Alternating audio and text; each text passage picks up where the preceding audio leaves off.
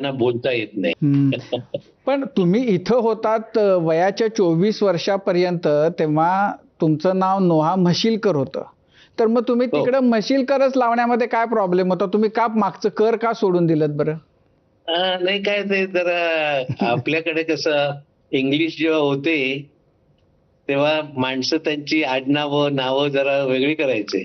हां. तसंच इथे आम्ही आल्यानंतर पाहिलं तर ही इथली ज्यूइश नावं वेगळी आहेत. वेगळी म्हणजे थोडं प्रत्येकाने चेंजेस केलेले आहेत. तर आम्ही भारतात असतानाच आमचं नाव मस्सिल केलेलं आहे. अच्छा. त्यामुळे येताना माझ्या पासपोर्टवर वगैरे मस्सिल लिहिलेलं होतं. हं, हं, हं. त्यामुळे ते मला इथे इझी गेलं. पुन्हा जाऊन चेंज करायला लागलं नाही. अच्छा. आणि बाकीच्यांना खूप प्रश्न विचारायचे आहेत, पण त्यापूर्वी मग तुम्ही तिथं गेलात, वय वर्ष होतं 24.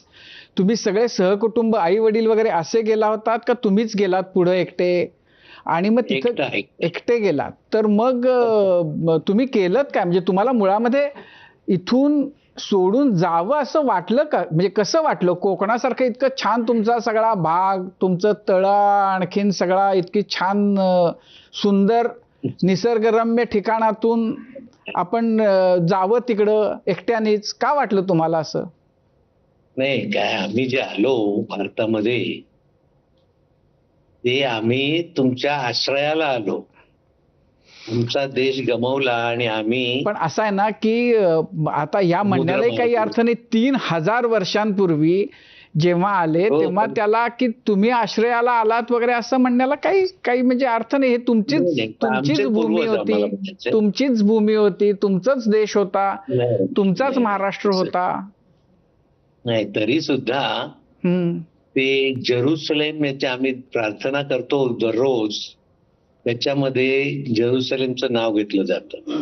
नंतर वर्षातून आमची जी काही सण येतात त्यावेळेला आम्ही प्रार्थना करतो की पुढल्या वर्षी परमेश्वरा मला जेरुसलेम मध्ये असू दे. अच्छा. कारण ते एक धार्मिक भावना ही प्रत्येकाच्या मनात असते आणि प्रत्येक वेळी आम्हाला वाटतं की आम्ही आमच्या देशात जायला पाहिजे. हं, हं, हं. आता सुद्धा इस्रायल झाल्यानंतर इथे एक सरकारने संघटना तयार केली आणि ती वेगवेगळ्या देशातल्या लोकांना त्यांचं तिकीट भरून सगळं भरून त्यांना इथे घेऊन येते. अच्छा. म्हणजे अजूनही आवक सुरू त्याच्यामध्ये आहे.